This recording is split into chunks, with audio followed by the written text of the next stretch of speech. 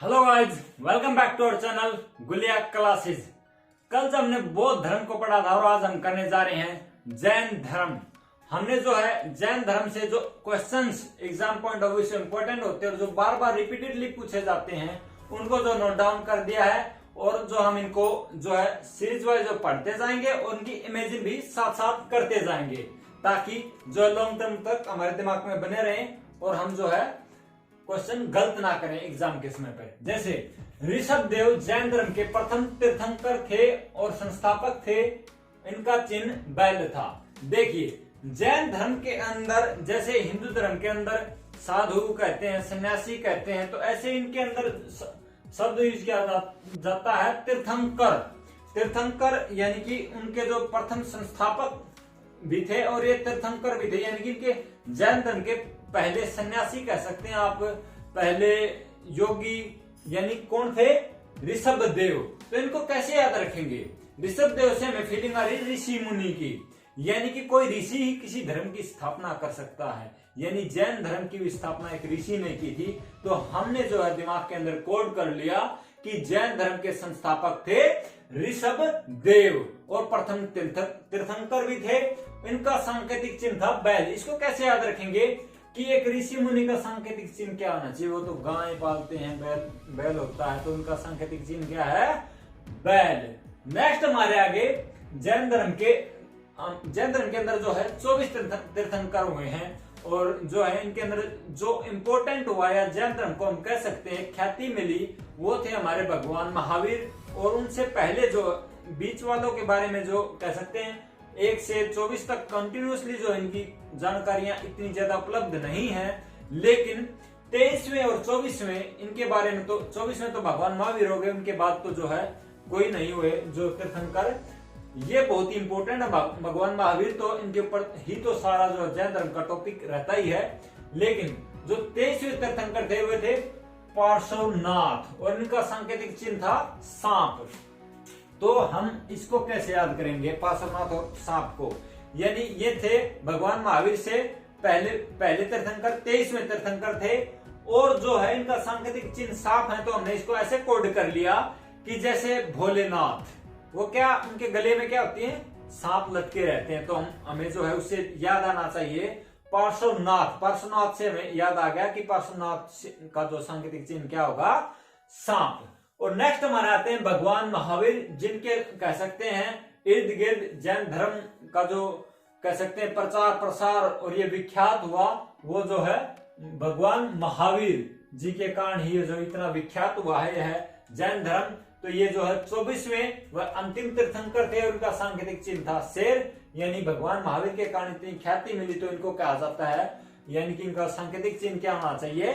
शेर। यानी कि ये शेर थे जैन धर्म के, इन्हीं के कारण जैन धर्म ने इतना जो है ख्याति प्राप्त की है। इसलिए हमने कोड के लिए दिमाग के अंदर कि जब भगवान महावीर का सांकेतिक चिन्ह का नाम आए तो वो है शेर। तो पार्श्वनाथ जी तक जो है इनके जैन धर्म के 4 उपदेश रहते थे। ये कहते थे सत्य, कभी झूठ ना बोलिए, सत्य बोलिए हमेशा, कोई भी स्थिति हो। दूसरा है अहिंसा, हिंसा मत कीजिए, अहिंसा का रास्ता अपनाइए। एक कुछ चीजें हम कह सकते हैं कि सभी धर्मों के अंदर बिल्कुल कॉमन सी होती हैं, ये तो बिल्कुल सत्य है, अहिंसा। और नेक्स्ट जैसे चोरी न करना, और फोर्थ इनके अंदर कहा गया जैसे हम कह सकते जैन धर्म के अंदर कि धन अर्जित न करना, यानी कि अपना कोई पर्सनल रूप से कोई धन अर्जित न करना जिससे कि व्यक्ति को कोई व्यक्तिगत लोभ आके वो कोई अधर्म का काम ना करे, इसलिए उन्होंने जो है ये ऐसी शिक्षाएं दी। तो नेक्स्ट जो है जैन धर्म से त्रिरत्न जो है इसे जैन धर्म से संबंधित। इसके अंदर क्या है? जैसे बौद्ध धर्म के अंदर क्या है? अष्टांग मार्ग है, इसी प्रकार जैन धर्म के अंदर है त्रिरत्न। इसके अंदर क्या है? जैसे हमें कहा जाता है बापू के 3 बंदर, बुरा मत देखो, बुरा मत सुनो, बुरा मत बोलो। तो इसी प्रकार जो इसके भी जैन धर्म के क्या है? त्रिरत्न। इसमें क्या कहा जाता है? सम्यक ज्ञान, समय यानी समय अनुसार सही समय पर आपको ज्ञान हो जाना चाहिए। सम्यक आचरण, आपको स्थान परिस्थिति और के अनुसार ही आपको आचरण करना चाहिए। और सम्यक दर्शन, यानी क्या देखना क्या नहीं देखना इसका निर्णय भी करना चाहिए। या फिर दर्शन अर्थात आप इसको ऐसे भी ले सकते हैं अपने जो है योग प्रक्रियाएं, जो भी आपको पूजा या फिर यानी संध्या उपासना, जो भी इस धर्म के अंदर व्यवस्था होगी, उसको ये कह रहे हैं सम्यक दर्शन। यानी कि त्रिरत्न, अगर क्वेश्चन आए त्रिरत्न किससे संबंधित है, वो हमारा जैन धर्म से। और आपसे पूछा जाए कि भगवान महावीर का सांकेतिक चिन्ह है, तो हमने कोड कर लिया है, भगवान महावीर के कारण इतनी ख्याति प्राप्त की जैन धर्म ने, तो इनका सांकेतिक चिन्ह हो गया शेर। और जैसे भगवान महावीर से जो बहुत से क्वेश्चंस पूछे जाते हैं जैन धर्म के टॉपिक के ऊपर, जैसे उनका वास्तविक नाम क्या था, उनका वास्तविक नाम था वर्धमान। यानी कि जो जैसे महावीर, जो महावीर होते हैं वो बहुत बचपन से ही महान होते हैं, यानी उनका बहुत ही मान सम्मान होता है, यानी इनके बचपन का नाम है वर्धमान। नेक्स्ट आता है इनके पिता का नाम।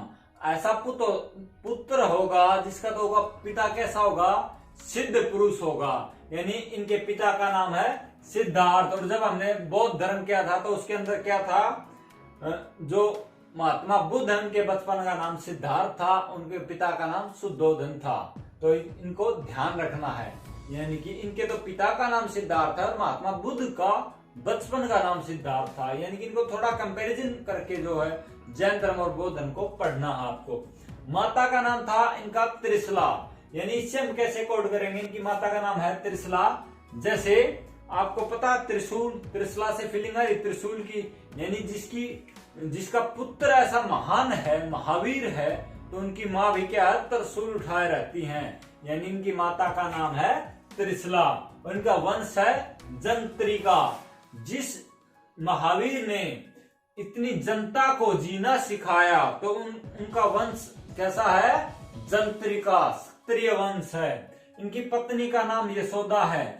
यानी कि हम पिछले जो हमारी क्लास थी उसके अंदर बौद्ध धर्म के बारे में पढ़ रहे थे, तो वहां क्या था, उनकी धरा, इनकी जो पत्नी का नाम क्या है, यशोदा।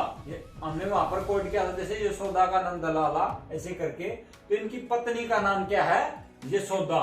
और इनको एक पुत्री हुई, वो इनको बहुत ही प्रिय थी, तो इनकी पुत्री का नाम है प्रियदर्शनी। और इनका दामाद को क्या कहा जाता है, जमाई कहा जाता है, जमाई राजा। तो इनके दामाद का नाम है जमाली।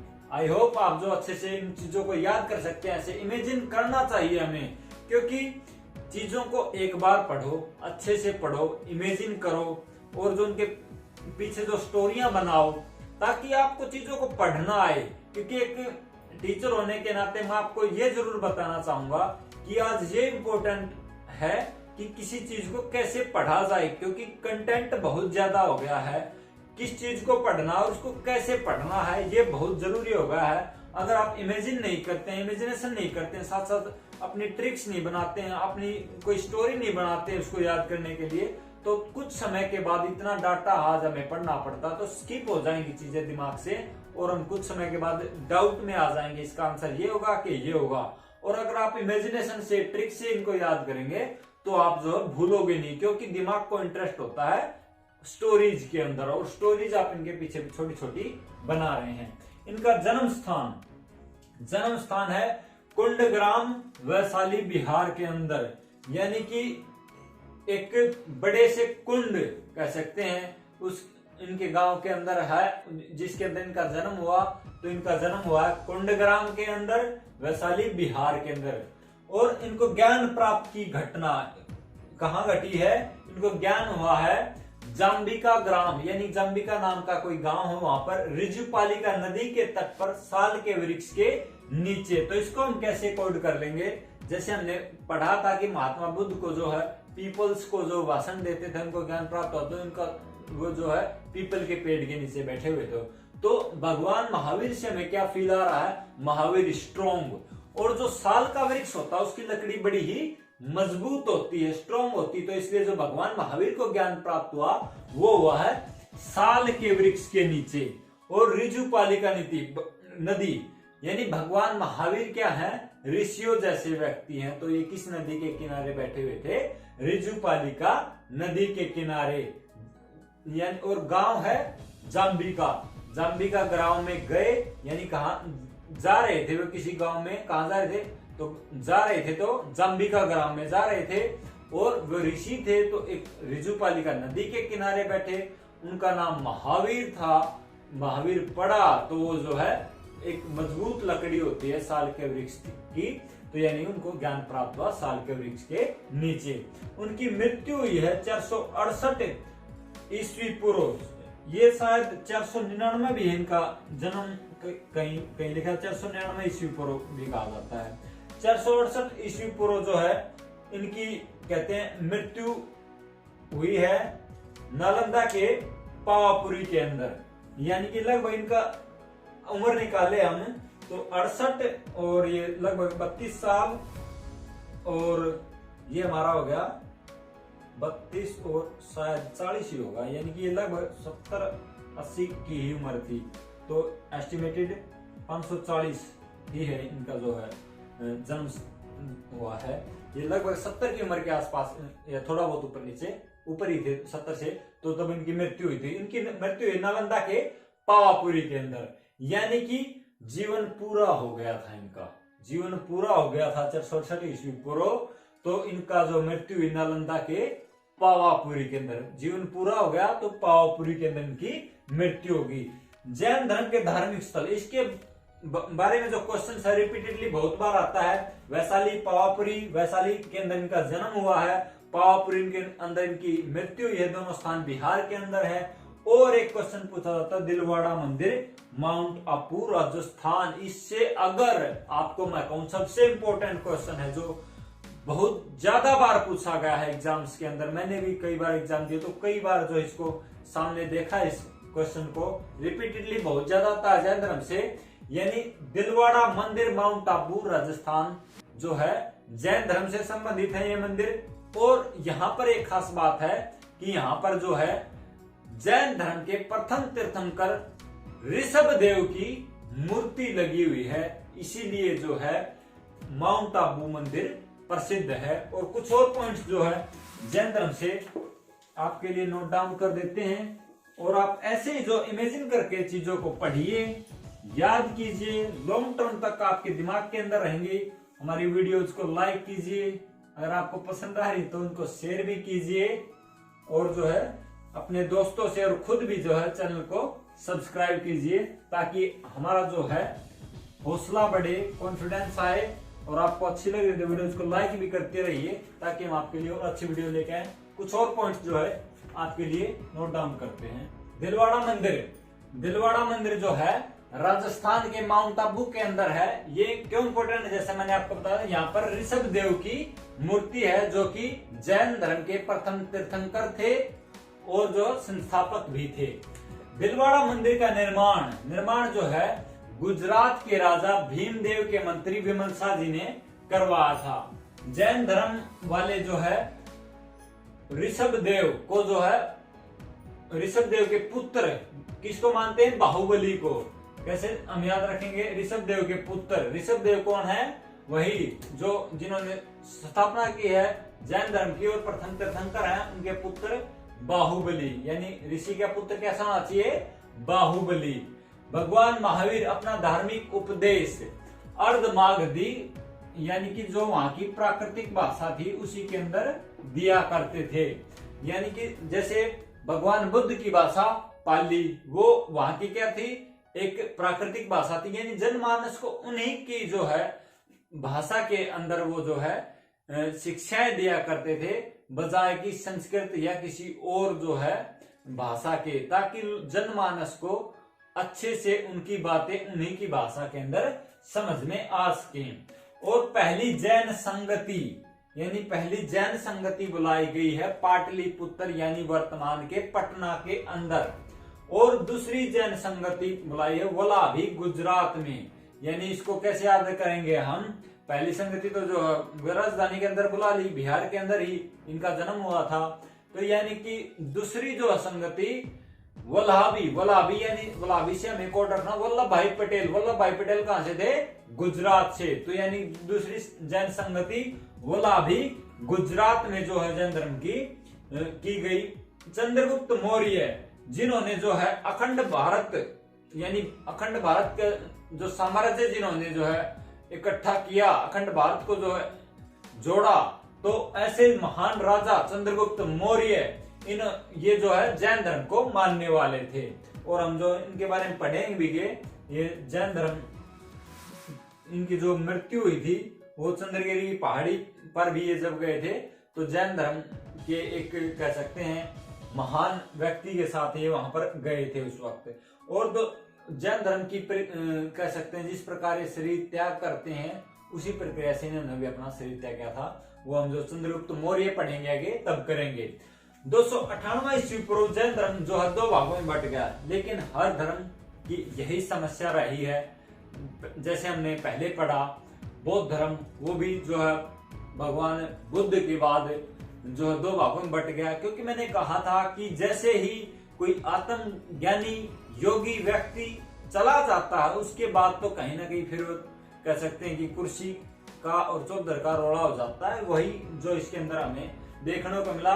जैसे जो है भगवान महावीर नहीं रहे तो कुछ समय के बाद जो है 2 भागों में जो जैन धर्म बट गया, दिगंबर और श्वेतांबर। दिगंबर वे थे जो महावीर को अविवाहित मानते थे और श्वेतांबर वे थे जो महावीर को विवाहित मानते थे। कैसे कोड करेंगे? जो लोग यानी कि उनको अविवाहित मानते थे और विवाहित मानते थे उनके अंदर फर्क हम इसलिए करेंगे। जो श्वेतांबर हैं जिसकी शादी होती है, अगर उसका किसी का पति जो है एक्सपायर हो जाता है तो वो जो महिला वो सफेद कपड़े पहनती है, ऐसा हम देखते हैं जनरली।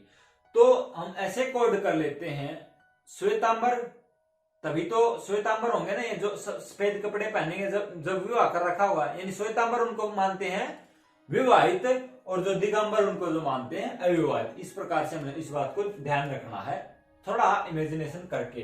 दिगंबर के गुरु जो हैं भद्रबाहु हैं, यानी जो अविवाहित हैं वो बड़े भद्र पुरुष की तरह रहते हैं। खट्टर और मोदी जी ने तो कर रखा है खट्टर की तरह, हमारे मुख्यमंत्री की तरह वो जो क्या रहते हैं भद्र पुरुष की तरह रहते हैं, यानी कि आराम से बने ठने, ठीक है। और जो बेचारे श्वेतांबर हैं जो विवाहित मानते हैं वो जो है बड़े ही कह सकते हैं अपने घर के काम काजों के अंदर जो है उलझे और सफल बाहु रहते हैं। तो हमें ऐसे कोड कर लेना है थोड़ा मजाकिया लहजे में भी। और जो दिगंबर हैं उनके जो गुरु भद्रबाहु उन्होंने किताब लिखी कल्पसूत्र, और यह जो इन्होंने संस्कृत में लिखी थी, या फिर इनकी धार्मिक जो किताब चारागम्भ है ये संस्कृत के अंदर लिखी हुई है। और जो श्वेतांबर हैं उनकी किताब है 12 अंग। तो हम कैसे रखेंगे याद? जैसे दिगंबर की पुस्तक है जो इनको अविवाहित मानते हैं चारागम्भ, यानी इनकी तो 4 ही बात हैं। और जो श्वेतांबर जो विवाहित मानते हैं उनके क्या है, बेचारों के बहुत से काम रहते हैं तो उनकी ज्यादा है 12 अंग वाली किताब है, ठीक है। तो इस प्रकार जो है आई होप आप इमेजिन करोगे तो बहुत जल्दी जो किसी हर एक टॉपिक के ऊपर अपनी पकड़ बना पाओगे और जल्दी जो है इन टॉपिक्स को कवर करके लॉन्ग टर्म तक अपने दिमाग के अंदर भी आप जो इन चीजों को रख पाएंगे।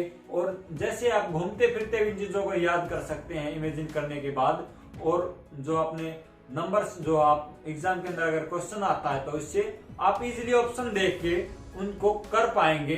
तो अगर आपको ये वीडियोस पसंद आ रही तो प्लीज हमारे चैनल को सब्सक्राइब कर लीजिए, वीडियोस को लाइक कीजिए, शेयर कीजिए। Thank you. जय हिंद, जय भारत।